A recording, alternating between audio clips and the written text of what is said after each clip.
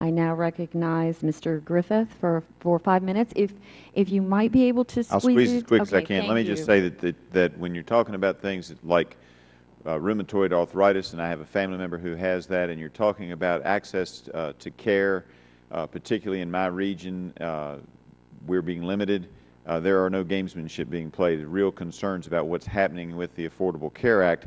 And I bring this up because, and if we could pull that map up of my district, I was recently told by not one but two of the folks who are in this business, and if you can look, they're getting it up there. I'm the green part down there where it's adjusting.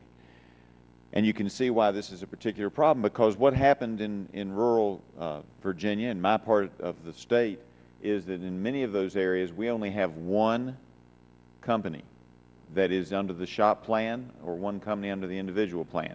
Some places have two. There are not a lot of opportunities. And what my brokers are telling me is that they're having to go to their small customers in the SHOP plan, those are people with small businesses, and all that's available is an HMO. And that HMO limits them, keep a look at that map, it limits those people from going to healthcare providers within the Commonwealth of Virginia or one county out.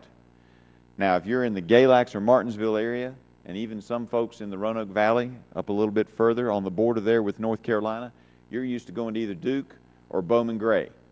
Can't do it with the new plans. You're outside. Bristol, Virginia, Tennessee, for those of you who don't know, it's a wonderful city. The main street of the town is the state line. If you live on the Virginia side of the line, you can't go to the Children's Hospital in Johnson City under these new plans, under the Affordable Care Act SHOP plan. You can't do it. That happens to be the Tri-Cities area. Bristol, Kingsport, Johnson City have worked really hard so that they have the availability in a relatively rural area to have one of everything. And while you can certainly get your children treated at other hospitals, the hospital where the money's been spent to have for those high-risk people is in Johnson City. So if you're living in Bristol, Virginia, on the wrong side of Main Street, State Street, but the main side of the main commercial area, you can't go to that hospital. This is not games. We're not playing any games.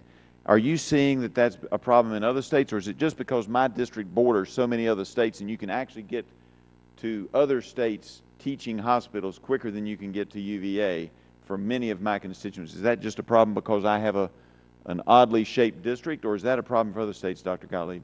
Well, it seems like a particular problem there, but this is not that uncommon. The Affordable Care Act allows county-level bidding by the health plans, so sometimes you're seeing only county-wide networks as a result. So it's a problem not only from state to state, but also within counties. I can see where that would be a serious problem. Are we seeing also a narrowing on the ages? I need to ask that question. Are we seeing that they're narrowing services? For example, if you're an 84-year-old woman whose father died of colon cancer, yes, I am speaking of a constituent, and you normally would be getting your inspection, your colonoscopy again, are there any limitations because of the age? Are you seeing any of that? I haven't seen age-based restrictions that go outside of normal medical convention in terms of when things are recommended in these plans, and certainly that would be more of a Medicare scenario too. Yeah, I appreciate that. That being said, and because they've already called for votes and some others want to ask questions, Madam Chair, I will yield back. Thank you to the gentleman. The chair now recognizes Mr. Bilirakis from Florida for 5 minutes.